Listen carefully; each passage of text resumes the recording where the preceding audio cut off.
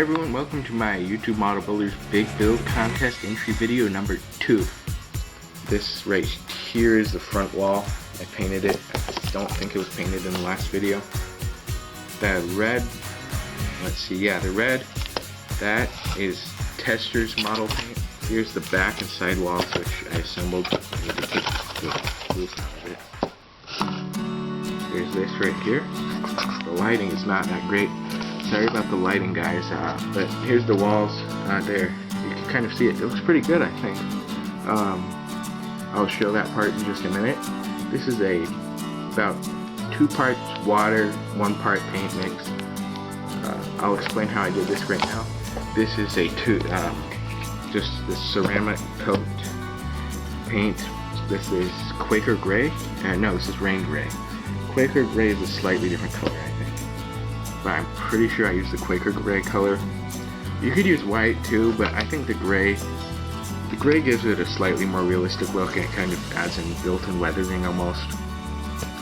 This building's not going to really weather, because most of the buildings in my layout are meant to look kind of decent. It's kind of a small town, kind of a tourist town since I have a scenic railroad.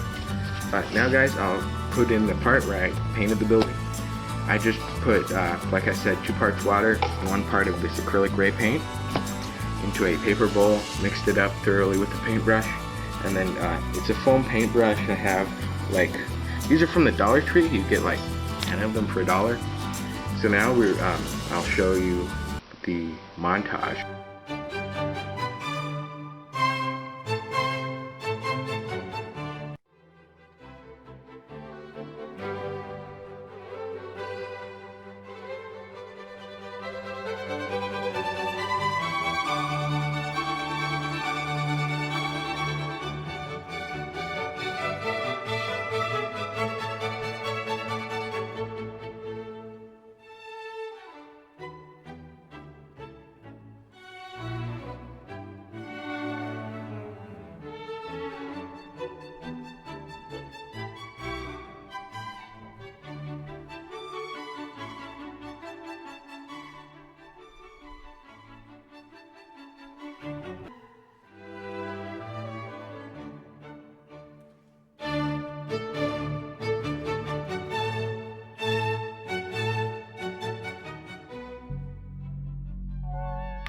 Here is the interior. It's just rough.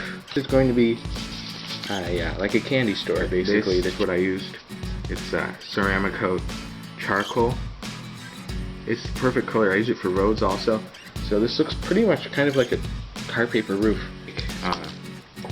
This is what you'll need. You have just a piece of relatively thick styrene, just a scrap piece that's roughly about the size that will work, and then a piece of about medium grit sandpaper. Okay guys, so you just take a piece of styrene, insert it into the sandpaper, and here you go. I'll demonstrate just take it, sand, until here it is. I finished sanding it, so it's ready to have the windows installed, and then I can put it together mostly. So guys, here's the right side wall. I have most of this done. All the windows are installed now. This right here, this piece of cardboard, I did this to make it look kind of like the windows boarded over from the inside. I think it looks pretty good. It looks pretty much like a piece of plywood. I did it to one in the back of the building, which I will show later, but right now I'm going to be showing how I did window shades, like the bottom. What you need to do this, you need a bottle of normal white glue. You need some newspaper, which you're using. You need a good pair of scissors to cut it, and you cut it to the approximate size that you'd like.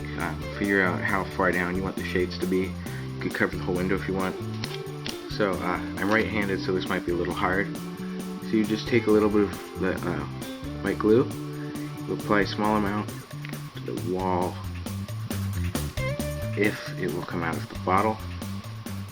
That should be enough. This is probably a little bit too much glue. You don't want to get it on the window. It shouldn't do much. It dries clear anyways, but it will look a little weird. Then you just figure out which way you want to place piece of paper. This one you could crumple it up and then uncrumple it. Gives it a slightly more fabric look to it. And then you could just apply it in the right position. Yeah, I probably used a bit much glue for this, but yeah, it looks pretty good. You just let this dry for whatever the bottle of glue says, which I think is probably around half an hour. I think it looks pretty good. And while this is drying, you could go work on other parts of the model. So here's the rest of it.